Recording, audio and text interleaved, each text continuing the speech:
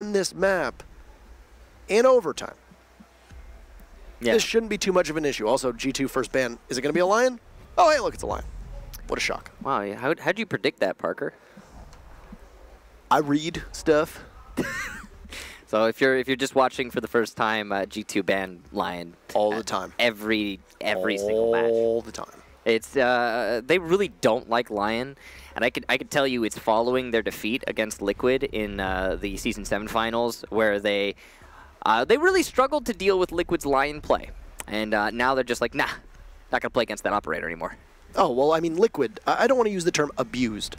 Well, no, because I don't think that's correct. They utilized. They utilized that lion, and they wrung that lion out for everything they possibly could in Atlantic City, and, you know, in a position where just G2 had zero counters to deal with it, and they've just decided they don't want to work out any counters, and instead let's just ban them. And again, I said, you know, earlier, that makes them predictable, but also it's unavoidable. So it's worked out for them so far in this match. You could see there's a Blackbeard ban as well, which is, I guess, a little bit different. It makes sense that Ninjas and Pyjamas would ban Blackbeard, I guess, on Coastline. But the smoke is what interests me more than anything. They banned out smoke on Coastline. I mean, smoke's a universally useful operator, same as Mira. Right. Right? So it's not the worst. It's not the best. I mean, you could also ban out Echo, and you could say, oh, well, that's about the same thing as banning a smoke. I guess it's just, you know, preference is what they don't want to deal with. They'd rather you be able to shoot a yokai drone than struggle with a gas canister popping up in their face. I mean, see, I want to say, I mean, so the thing is, this is a shift from their Jaeger ban, right? Right. Last time they were banning heavy on the Jaeger because they knew the Ying would be available to them. And this time the Ying is also available to them, but you know what else is available? The Glass. And they've opted for the Glass instead. They decided that that is going to be a better use of their projectile strategy. I mean, I'm seeing this and I'm thinking to myself, why not both? Because you've got a Twitch who is redundant given that Mira is banned. So why not bring a Glass, a Dokkaebi, a Ying, Habana, and Sledge? Like, why not? I'm not. I had this conversation with Wilkie earlier, and we were talking about why a Twitch when there's no Mira. And the best we could come up with was you run Twitch as the IGL because you have silent drones that can gather a lot of information, and you can usually find them in positions that your opponents aren't going to necessarily check, even though they can't jump. Right. They're just so quiet and they're so fast. So they're good for information gathering. We called it the echo of attack in a way. But I don't know. I still can't get behind it. There was a spawn peek there from Kanto Ricchetti. He worked his way out through the Aqua door and managed to take a chunk of Kamikaze's health off. Give a bit more of a pause to Nip, as you could see Kamikaze taking almost 40 seconds to actually get onto the roof because you don't want to have to risk getting popped again. No, it's very dangerous, that's for sure. I mean, sometimes those spawn peeks, even if you don't get the kill, like what we just saw there from Kanto, he didn't get the kill, but he put fear into his opponents. For every round. Every round. And, you know, he may skip around here and there on a spawn peek, and maybe he'll start picking it back up, or maybe he'll spawn peek consistently every round. But whatever the case, Ninjas and Pyjamas are going to be checking for it constantly. The one thing to keep in mind with Coastline, we just went from a very defensive-favored map to a very attacker-favored map. You should be running up the score on Coastline when you are playing on attack. And the worrying signs for Ninjas and Pyjamas, if they cannot take more than 3 rounds of this split, that does not bode well for them whatsoever. Julio has managed to make his way towards Blue Bar. He'll cycle out to Office. A Claymore positioned at the door will cut off a rotate from security. And Fabian, either on no HP, he's been down. Fabian has been down inside a kitchen. This is where a Twitch drone comes in quite handy. You could get a little zip-zap and maybe take him out, but unless there's some heavy coverage at the window of kitchen, that should be a reset for G2, and Fabian should be able to come back. Yeah. He'll get the life-saving touches from Goga. And don't think it was called out that Fabian was down. Of course, if you're unfamiliar with Pro League, so we like to remind you, there are no point notifiers. So if you down someone, you might not know it unless you saw it. First kill of the round comes at the final minute. Pengu manages to get one onto Kamikaze. Wag responds, though, onto Fabian, so back and forth.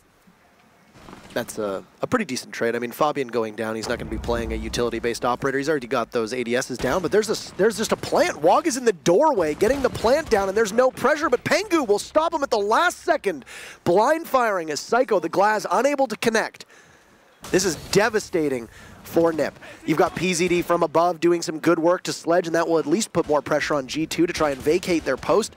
Pengu will have to tag in after Jonas is taken out from above. Kanto at any moment could potentially get into an engagement inside of the lobby.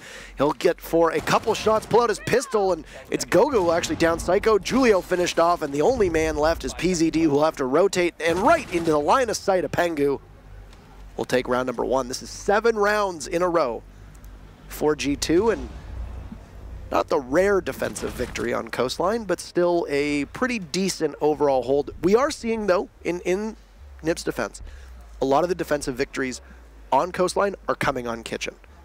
So the most defendable site, at least what we've seen over the past 24 hours, they've won the site. They're going to be locked out of it now for at least 2 more rounds. Yeah, but no matter how you look at it, it's a good start. Great start. It's a good start for G2. They still have yet to lose a round against Ninjas in Pyjamas. And they'll be going to Penthouse as their next hold. Well, that makes sense. I mean, Penthouse, one of those sites that gets played quite a lot. The lineup for Ninja Pyjamas, why don't we have a Glaz anymore? Why an Ash? You know, okay, no, wait a minute. Psycho's one of those players. Remember, we have a short list of players that can play Ash and make it work for their team. Psycho is one of those players, so we'll see if he's able to do it here. That actually might be, as weird as it sounds, as backwards as it sounds.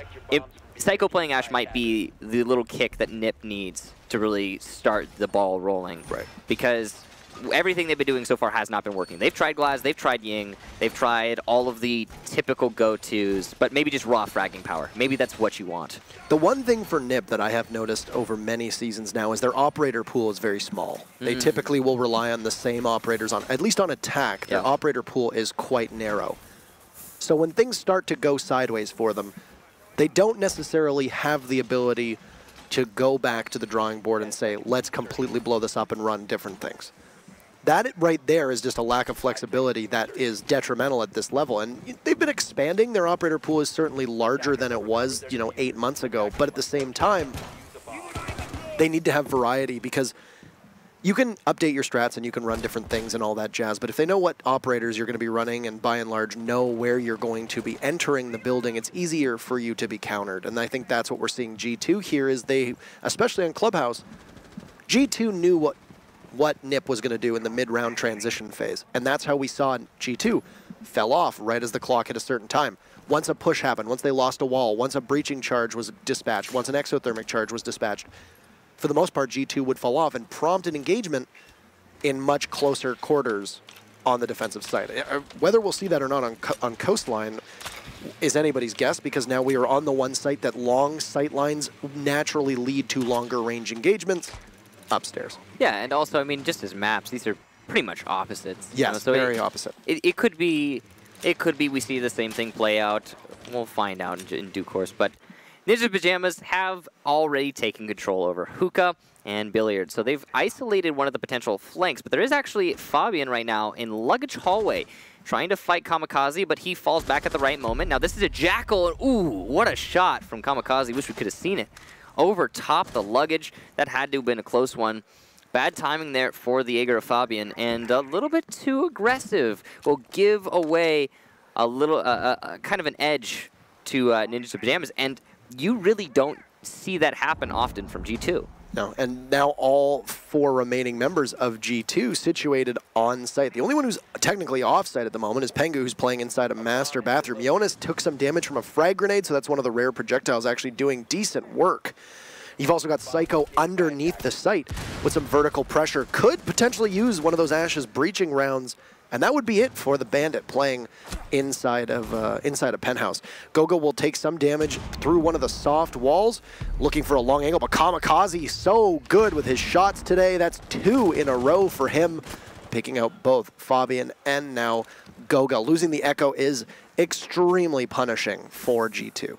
And they're not going to be able to indirectly deny the defuse plan with those yokai drones. They'll have to use Cantor Ketty for that, but he's in a really bad spot with the phone call, and Pengu's going to go down to Wog. Cantor Ketty gets the first kill for his team onto PZD through a very tight angle into the hallway. Julio getting Jonas, and Psycho will finish off Kanto. So the very first round win for Ninjas in Pyjamas comes the second round total of Coastline.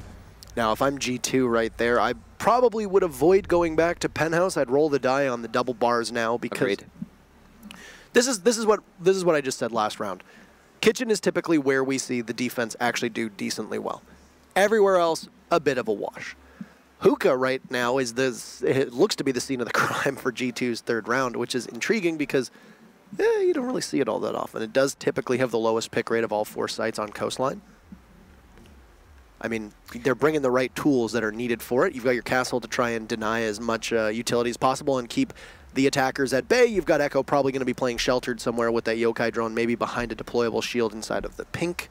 And then you've just got somebody probably positioned to cover on Cool Vibe stairs. You've got the tools that you need. Likely will be Fabian playing there with the Goo Mines as well. If I'm looking at NiP, they've added a Ying to the mix now. That's a 6 pick, but it does look like they might be swapping off. No, they'll confirm the Ying and head right in. I mean, there's no reason to hide that you're going to be bringing a Ying, I suppose, considering NiP have brought Ying most rounds. Because G2 does not ban Ying, because G2 always bans Lion. I think that's actually a part of the formula that NiP has been relying on pretty heavily, is the operator ban phase. So on the first map, of course, they banned the Jaeger, and they leaned heavily into Ying. It didn't work out great for them. Now, they've instead here chosen to ban Smoke, and Jaeger's available, but G2 has... I mean, they've been playing Jaeger. They played Jaeger last round, for example, but here they've chosen not to, which is kind of weird.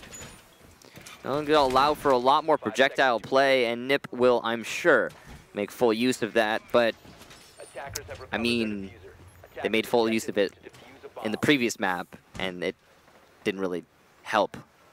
Right, Jaeger is almost a staple on this map. The rare and odd times that we see it, we'll usually have an ADS positioned somewhere in Aqua, maybe just by hookah doorway, so that you can't just pop a smoke and stride right in. If you're a Glaz in particular, of course, there's no Glaz for Ninjas in Pyjamas. So at the moment, it'll just mostly be a Ying that they will really need to worry about. But at the same time, unless there's going to be some concerted, effort to push back on a quick rush through one of the doorways, NiP is positioned to be able to get something quick off, especially with those 2 frags and those 3 Candelas. And look at the strategy we're seeing from G2 right now. They've got 2 roamers over by the projector right now. Somebody on the main lobby stairs, and Valkyrie was actually going to fall back. Because of all these drones, has chosen to just default off of projector roam. I mean, he did waste about a minute, but honestly, it's a decently efficient clear right now for NiP. I suppose they're just trying not to give away any lives to Kamikaze like they did in the previous round, and that makes a lot of sense. Kamikaze's been really good at hunting the roamers so far. One thing as well is Canto Raketti is as Maestro, Jonas as Maestro is lurking deep downstairs by Office, ready to work his way through Blue Bar. Meanwhile, action happening above is Fabian, for the 3rd round in a row, will be G2's first casualty. He's gone, and of course, been playing a bevy of operators. Of course, as the Legion, that means that his gadget is also gone, and those goos, as quick as they may generate, or regenerate, depending on what kind of word you want to use there, they're not going to be available anymore. NiP is, at the moment, flirting with the site. They are inside of Aqua. Julio will destroy the castle barricade, and Goga playing inside of pink. No deployable shield in front of him. Julio has a great angle with this ACOG and could potentially get a pick before falling off. Last minute, though. Still 9 alive. Ninjas in Pyjamas a little unsure where they want to make their push, but they've settled, it seems, on Aqua. Psycho, the 2nd kill of the round, onto Pengu. That's a very important frag, and here come the Candelas from Ying. This is going to aid the push quite a lot as the Goga goes down. The Echo, a foolhardy vault there, and from behind, Cantor Raketti trying to do some work. Kamikaze, the flank hold, does get dispatched, and he's still alive. Kanto could potentially wreak some havoc here, but Psycho gets yet another one. That's 3 for him in the round, and Wag, the final kill onto Kanto. Ninjas in Pyjamas, 2 rounds in a row. And this is what they needed to get themselves back in the swing of things. A little bit of blood pumping through your veins. You need to be steady. This is typical Coastline. The real question is, what's G2 going to do now that they go back to, likely to Kitchen? Because this is going to be the site where they have a pretty good opportunity of getting a defensive round here. They're going to take a tactical timeout, so G2 will pause the game in order to converse with themselves. And, of course, their coach, Shas, will likely try and instill some confidence and make sure they don't get tilted. The big thing, too, is that with somebody such as Fabian as your IGL, having to lose him early in 3 rounds, not super detrimental. Wilkie yesterday said that if you're going to lose anybody first, it's actually not the worst idea if it's your IGL, because then you can use your eyes and be able to essentially be a commander on the field to try and move everybody around. Post-mortem in Siege, you're still useful. And right. If you're the IGL, you can be even more so because you can lead. It shifts from being, it suddenly shifts from being an FPS to an RTS when you die as the, the IGL. But if you're just another player, another cog, then you're not really the person who should be in the position to lead like that. So something that, yeah, if Fabian's dying early, it's not the worst thing. However, it has cost them 2 rounds now. Well, at least not by itself, but it has aided in their failure or loss of 2 rounds. The important thing for a team like G2 is to not tilt early and make sure that they're using this tactical timeout in a way to try and regain that composure. You are basically operating on a tilted plane to begin with, in the sense that you have to defend. You're probably assured that you're going to lose more rounds than you're not. If you're G2 and you come out of this first half with 2 or 3 rounds, I'd say that's a victory. 3 rounds, that's a huge victory, because then you go to attack and your attacks will be particularly lethal. But you got to ensure that you're keeping a cool head and you're realizing that you can stick with NIP, because then you end up finding yourselves being angry, being frustrated, being tilted, etc. And the next thing you know, even though you're attacking, if you're still frustrated, those little mistakes could add up and give the defense the extra edge they need, and NIP takes this map off of you, which obviously, if you're G2, is not desirable. One thing we do know on that note about Ninjas in Pyjamas is that they are a very emotional team. They are momentum-based. When they get it in their corner, it stays in their corner. But if they, start taking hits early, it can really hurt them. That said, coming off of a 6-0 on the first map for Ninjas in Pyjamas, normally I would say that's going to hurt them a lot. That's going to be, okay, that's going to get their mentality down. They're going to be in the dumps, and they're just going to lose the series outright. But it was the 6-0 against G2. And let's be honest, Ninjas in Pyjamas is going to be realistic enough. They know who G2 is. They're going to recognize that, okay, it could happen to anybody. And then they just won 2 rounds in a row, and they were pretty dominant victories on Coastline. And I think if they can keep that going, if they can cascade that, just 2 more rounds. If they can get 4 in a row, then I am confident that Ninjas in Pyjamas could bring us to map 3. Oh, absolutely. Because that's going to build up their confidence internally just so very much. And again, especially it's emphasized coming off of a 6-0 loss. Which is honestly enough of a loss to knock most teams out of their own heads. Well, we'll find out. And it's just speculation at this point. G2 defending Kitchen, the site that you said is one of the easiest to defend on Clubhouse, the most typically successful. C4 from Kanto will hit its mark, but Jonas's will not. Julio responds onto Goga, though, so it's an even playing field still. The big thing here, though, the Ying and the Echo gone. So very large operators off the board for both sides. Those are huge blows to both teams at this moment. Julio will get into an altercation, toss his grenade, but it will miss. It'll hit the beam and fall not where intended. No, it's just going to continue to stall out. We've been seeing this a lot from Ninjas in Pyjamas. Final minute, 8 rather, alive. You don't have the thing is you won't have the Yokai's ability to disrupt a plant, but you still have that intel providing that the 2 Yokais are there. And plus, there's no Candelas that are going to be going in deep to disrupt the anchors, denying any direct denial of plant. Yeah, there's weird as that sounds. There's next to no utility right now available for the attackers. This is essentially going to be a circumstance where, other than Sledge maybe smashing away at the floor, or well, technically your ceiling above you, you've just got 3 operators that are going to be intended to frag right now. Interestingly, though, Psycho does still have both of his breaching rounds, so he can open up that site to make fragging easier.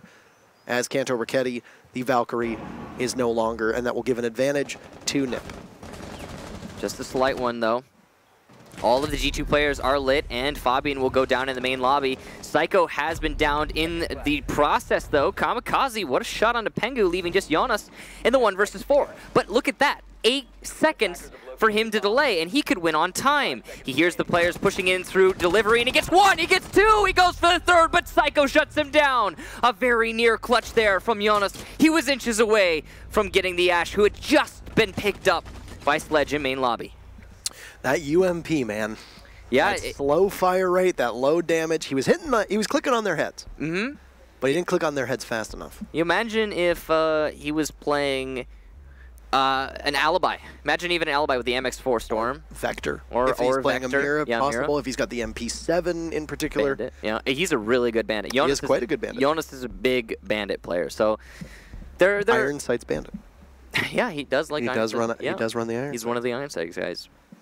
So NiP just took the 1 site away that G2 was successful on. G2 is going to go back on the final round of this split. They will go to kitchen service entrance. Now, it's difficult to fully extrapolate what this means for NiP. Are they winning because Coastline is not the greatest for the defense? Are they winning because they've seemed to found some motivation? They're taking a lot of fights that don't... G2 is taking a lot of fights that they really don't need to take, and that's costing them early in the rounds. I want to say a little column A and a little column B there, Parker. I think it has to do with the Coastline side nature. Attack is favored, that's for sure. But I also, again, I want to say that with NiP losing 6-0 and then popping into this map and then they start winning rounds, that instills even more confidence. And it's hardy confidence. This is the type of confidence that you get and you're like, yeah, we lost, but here we can win. Here we can do it. And it's 3 in a row now for Ninjas and Pyjamas. If they get 1 more, I think that they might push us to that 4th map. I think that they could easily make that happen. I mean, well, we can also then look at the Rogue Secret matchup yesterday where it was 5-1 and Secret stormed back and Rogue was in a position where they needed to go to overtime to secure it. You mentioned that NiP is momentum-based. This map is so momentum-based as well. Yeah. This is going to be a very fast push. Phone calls are off, and everybody from NiP is in, but Pengu is there to greet PZD, and that will be the first casualty as Goga jumps in as well, and it looks like NiP taking a huge gamble. Goga is down, so that will be Wog, but Pengu will get shut down as well.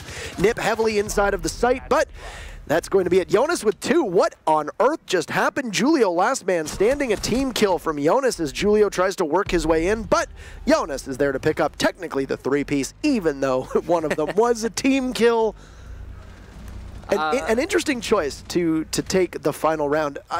Not a bad call from NiP. Not a bad call by any stretch of the imagination.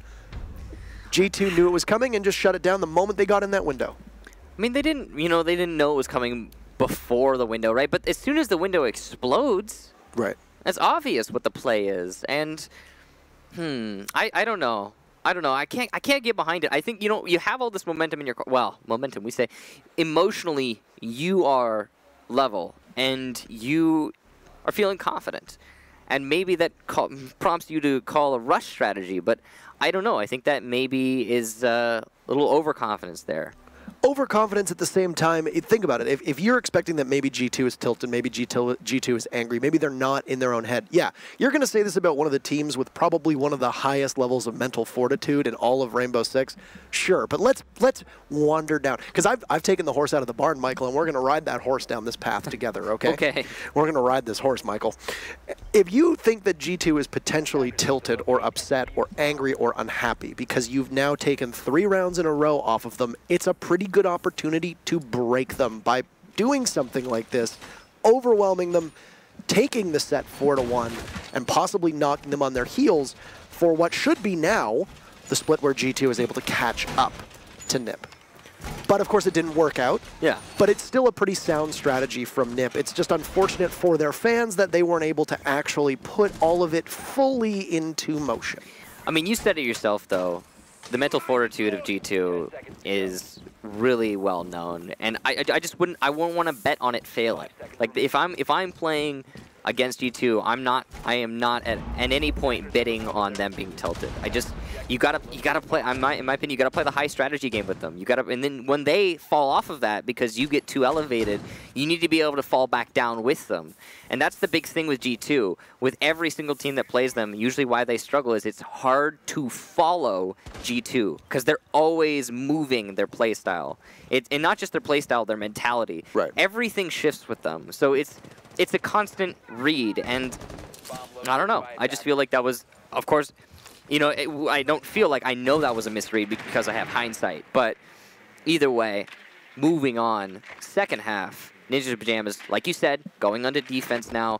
Potentially, they could make this work for them. Yeah, I mean, I think there's good arguments for both of these teams to do better in this split than they did the first time around. You know, that was a potential 4-1 that could have worked in favor of Ninjas in Pyjamas had they gone with maybe a more conservative strategy. We say that Latin America typically goes all or nothing, and that alone was an all or nothing style of play. Absolutely agree. Now, round already starting to play out. IQ working our way into VIP. Interesting that we have the VIP wall opened. This is really weird. And the fire onto the drone from PZD will give away his position and make it known that he is distracted, allowing for an easy kill from Jonas. Fabian also gets Kamikaze on Glaz, likely peeking through a smoke. Yokai drone in VIP trying to disorient his opponents. And Julio will miss some very important shots, doing damage but no kill. From behind though, Psycho might be able to get some really important frags. All the while, however, Goga has planted the diffuser inside of the site. Julio coming for a flank, and Jonas gets a double kill into Julio and Psycho. That's 3 for him total in the round following the entry. Wag is now the last defender, and somehow he's found himself in VIP too. What is going on right now from this defense? He will hit the first shot onto Jonas, but he doesn't seem to be aware of another player on North Balcony, and that's Cancer Raketti, who gets the final kill. G2 win their first round on attack. So you kind of glossed over what happened with Jonas to start things off there. He literally just vaulted through a hole in the wall, got a kill, and then vaulted right back out to start things off. I mentioned it. Absolutely remarkable. It was comedic. What? It was funny. Oh, okay. It was funny, Michael. It was a nice play. I mean, it was a great play. He saw the drone being shot at by his opponent, and he realized that PCD was going to be distracted. Then he made the vault. He got the kill. I mean, it's a free kill. That is an individual, you know, decision. That's not a strategy. That's not a team-based thing. That's not something that Penta was relying on. That was, oh, hey, I could get a free kill here, and then that's it. That's it. You know, you fall back, finish your job. That's, again, remember I always like to say difference between a good player and a great player. That's that highlighted. Yes. So 2 things happened there. Number 1, Ninjas in Pyjamas, we mentioned on Clubhouse. They put 3 bodies in Dirt Tunnel and then a Yokai drone, essentially making 4 players of the 5 all pay attention to one part of the map in particular. Same thing just happened, but with VIP. 2 members of Penta stormed into VIP. You had Fabian on the window as Glaz. You had 2 members of G2 repelled on Big Window, 1 by Bathroom, waiting to possibly go in and plant. That was the Goga. That was Goga, to go in and get the plant. Goga. The Goga. He is the Goga. Mm-hmm. What happened was that as the push started to happen, and with the speed at which G2 was able to take VIP, Nip just instinctively turned and focused on VIP, which meant that they were neglecting a pretty simple smoke plant strategy from Goga right inside of Penthouse. Yeah. And by the time they realized, hey, the plant is down, and they begin to shift their attention, you've already got G2 as a step ahead of you in the execute. They're able to pick off a couple. You get a kill, but Wog is last standing in basically an unwinnable position at that point. That was Nip spending too much time and committing too many resources for the second time in a row that we have seen in very critical moments on one area of the map. Yeah, and I think about 3 to 4 defensive operators died, if not in VIP, in the vicinity, immediate vicinity of VIP. So that's a lot of stack up there. Now, they are going back to the same site. That's going to be Penthouse, but they'll set themselves up quite differently. They opened up another... Well, they opened up VIP. Whoa, what a shot from Cancer Raketti following Psycho's kill into Pengu. Immediate refrag. And both of the Polish operators will be killed. Jonas gets down, and they also managed to take down PZD, but of course he's a doc. He's just going to heal himself right back up. What? Fabian with a dirty shot. My word, say goodbye. Try not to lose your head. PZD cannot heal himself back from that one. We find ourselves in a 3v3, 3-3 with 90 seconds remaining in round number 7. Good odds for both of these teams, a ton of utility available for Ninjas in Pyjamas, with both the Echo and likely the C4 of Psycho still on the board. The run out from Psycho is going to get Cancer Raketti, but now he is exposed and has to find his way back into the building. Luckily for him, there are no players in a position to catch him. You could see Fabian's trying to get it, but he's not going to be there in time, and it's run, rabbit, run, and it looks like Psycho will make it out safe. What a play to fly through the window there, but Fabian unable to connect. 2 bodies in his line of sight. Goga disoriented from the Yokai drone inside a record hall. This should be a good hold for Nip here, as they definitely have enough tools. Only 45 seconds to go, so time is very much not on Goga's side, but he's going to get one on a Wog, go for a pre-fire, does not connect. He'll look to push in, but there's Kamikaze there with an ACOG of his own to shut that down, and Ninjas in Pyjamas regaining the lead after an oddly paced round from both teams. Psycho, the absolute madman, flying over the top rope like the Hardy Boys. Well done to that defense. Fabian, he hits the hard ones, but he misses the easy ones, it seems, in that last round, and it was a nice flick as well by his opponent. Now, Ninjas in Pyjamas are a step away from match point and pushing us on to a 3rd map. And we'll find out if they're capable of doing so in due course. Kitchen service entrance, the next defense here for Ninjas in Pyjamas, the typical go-to site for many teams, but the secondary for this squad. They had to defend Penthouse twice to make it work, and if they have to do the same here, that could cost them the map. We'll find out, though. I mean, you've threw 2 rounds on defense. Nip has taken one of those rounds. That's not bad. That's not a bad start. But we saw the same thing from G2. This round in particular is going to be absolutely critical. Yeah. If you win this round as Nip, you've basically sealed the game away at this point, in my opinion. If you lose it, then you still have an opportunity. But this is a situation where if I'm G2, this is a must-win for my team. In order to keep ourselves hanging in there. If you're losing 2 rounds on attack, not the greatest.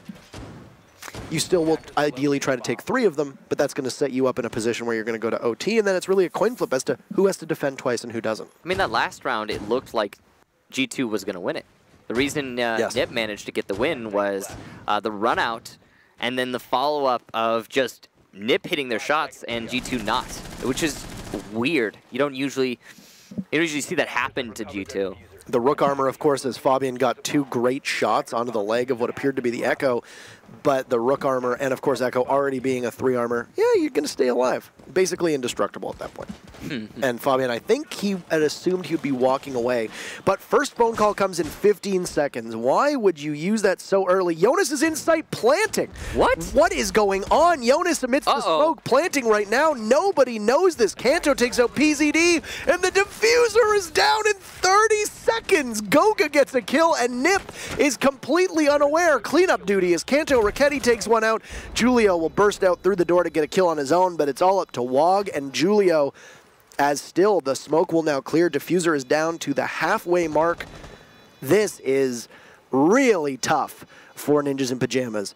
Wog working his way through the main lobby, but even if they can get these kills, the time is going to be their biggest enemy. Goga will behead Wog through the main door, and it's last man up to Julio, who's nowhere close.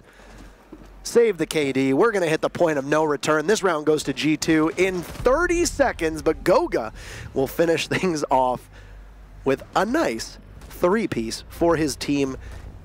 I cannot believe that there was nobody from Nip covering delivery entrance at all. That's not a rush strat. This is a rush strat. Well, that's not a rush. No, but Ninjas in Pyjamas tried for their rush onto kitchen window earlier, and it didn't work out at all. Now G2 just walks into delivery, puts down some smokes, gives a phone call, and Glass covers. He didn't even need to get a kill for the plant to happen, but Glass was covering just in case, and the defuse plant went down really easily. Ninjas, yeah, no, that was a huge oversight, all things considered. Now moving to Kitchen yet again for Ninjas in Pyjamas. So they lost it once. Can they win it the second time around? Have they learned their lesson? I sure hope so, at least with the rush strategy, but I also anticipate G2 not doing that again. I mean, you assessed at one point that you can walk right in through that delivery entrance. There's nobody covering you. Of course, there's no mirror there, which is where usually that powerful position will be for the defender. You put a mirror window facing the bomb, looking all the way to that delivery service entrance. Usually prevents people from being able to get an implant. Maestro cams on reinforcements seem to be the go-to defense now when Mira is banned out, but I don't even think Wog was in a position to be on his yokai drones. You know, the calls came out. I think they might have still been doing setup at that point, and he tried to rotate in through bathroom, but amidst the smoke, he was just flying completely blind. Keep in mind that yokai drones do not see through smoke, unlike Maestro cameras. So he has to just kind of aim blindly and hope that he hits his target amidst the haze. Yeah. So, unlikely for that strat to be executed again by G2, given that they're not big on repeating things like that. You know, you'll see them use a lot of standard strategies multiple times with slight variation, but usually they're not going to do the same strat twice if it's a pocket strat like rushing in through delivery. And as such, Ninjas in Pyjamas have to keep their eyes open. They need to pay attention to all the potential strategies that G2 could employ. It looks like they're going to be going for a take from the west side, and they're already pretty fast in. This is actually a really efficient clear. There are roamers upstairs that G2 are going to have to take into account, but down here in the blue bar and the sunrise bar, it's just free real estate. Michael. What? Did you just say... It's free. We're giving it away. Come get your damn land. It's a free house, Jim.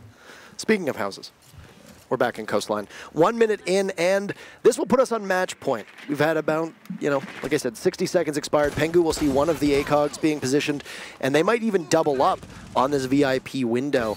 Smokes from the glass will go into the doorway, and Jonas is just sprinting into sight. Once again, Nip! Why are you just letting them do this? Jonas sprints right in. Gogo will go for the plant, and Fabian doing some coverage through the window. Wog will be there, and full and complete total site control for G2 as Nip is just nowhere close to the action. Pengu had gotten a kill of his own, and Jonas, who had been rewarded helping Goga escort him in, is down, and with Kamikaze doubling up, it's now a 3v3. This is still a winnable situation for Ninjas in Pyjamas. They will need to execute well on this retake. We'll go halfway through, but Fabian will be able to tear through PZD. Nip both through that service entrance, working their way from delivery, trying to rotate back into kitchen, but they don't see anybody. Very wisely, G2 hiding, but there's Kamikaze taking the head off of Fabian. Kanto and Pengu still remaining. Kanto will get Kamikaze down, and you're all up to the Valkyrie, but a double from the carry rocket himself, the finish wonder to put G2 on to match point and series point. So not a rush strategy, but a 1-2 punch combination where we're going to plant into delivery first round, next round we're going to plant inside of kitchen. Because Ninjas in Pyjamas' complete defense strategy shifted. Again, you cannot anticipate G2 to use the same strategy twice. And if they do, it's because they know that you're going to expect them to rotate, and it just becomes that layer on, layer on, layer on type deal where G2 usually has another trick up their sleeves, but they know that some teams are aware of that. Ninjas in Pyjamas, on the other hand, clearly not, and they were focused too much on delivery, leaving their kitchen flank wide open. That's just some pretty big oversights. They did account for the potential for a window rush. Right. I'm glad that Nip had that locked down. They opened up a lot of holes above in VIP, and those roamers upstairs in VIP could hold the window, but they weren't holding the door from just the hallway. So, and that's ultimately where G2 came from. Easy plant in the site, and an easy post-plant, considering that G2 hadn't lost much manpower on the initial execution. And here's the opportunity where we have to also give praise to both the IGLing as well as the drone work. This is something that Liquid did quite well in Atlantic City at the Season 7 finals, was they would use their drones to find the fastest path that Ness could get to the site, and then would likely pop a Lion, possibly throw out some Candelas, and then Ness would sprint it and kill everybody. This was a strategy that they used through all 3 rounds in order to make it to the finals. Or win the championship, because the finals would be the 3rd round. Right. The same thing happened here. Penta was able, or sorry, I keep calling them Penta. It's hard. It's very difficult. Because they've been Penta since season 1. They have been Penta for so long. They've been G2 for like 3 days. Yeah, they've been Penta since the beginning of this game. Like, this team, technically only Pengu has been playing on this roster since the very start, but still. I mean... So G2. G2. One thing that G2 did on both of those rounds was they were able to assess where the weakest point of entry was for NiP, and then just get in. And get in as quickly as you can. And distract NiP. And this is something that's been happening a number of times. An explosive start to this round is 20 seconds in. A C4 from Julio has been used, but quite successfully to take out Kanto Raketti inside of the pool area. There will be no disco dancing tonight. He's the top fragger as well for G2 right now. At, I believe, around 10 kills. Right. And he's been putting in a lot of work. He's doing a lot of the heavy lifting. So now G2 does not have that at their disposal. Now, the rest of G2 setting up for a VIP take onto this penthouse. This has been a mixed sight for both teams. It's the 1 defense success here for Ninjas in Pyjamas and 1 defense failure for Ninjas in Pyjamas. So this could go either way. Yeah. And, I mean, G2 is still primed in a position to just burst forth and get something going. The point I was trying to make before I interrupted myself by saying the name of a wrong organization is the fact that 2 rounds in a row, G2 was able to find the most exploitable weakness for Ninjas in Pyjamas and then just run in while distracting Ninjas in Pyjamas. And there have been a number of rounds now where we can look back and see that NiP gets very easily distracted by one particular push, and they just put way too much of an emphasis and focus on potentially even one singular operator, much to their detriment. Fabian working his way through the bathroom. There is a smoke in front of him. He'll take some damage, but this is NiP turtled up in the back of Penthouse. Fabian not quick enough on the draw, but Pengu will get 1. That looked like it was enough. Fabian will pick off PZD, and NiP now at the disadvantage. Planter also goes down. Pengu on that big double window with Goga getting a kill inside of sight. NiP only has 2 bodies left. And the winner of this matchup, of course, going to the quarterfinals. Kamikaze will be able to take out Goga. So it will still be a 2v3. Not dire circumstances, but they will need to push Fabian, and they will do so successfully, but Wog will be immediately traded off by Pengu. Kamikaze, last man left. He has an ACOG. He can take a long-range engagement, but Diffuser about to hit the quarter mark. And there's Jonas. Finishing things off 12-4. Penta will be the 2nd team to go to our quarterfinals. They will get tomorrow off.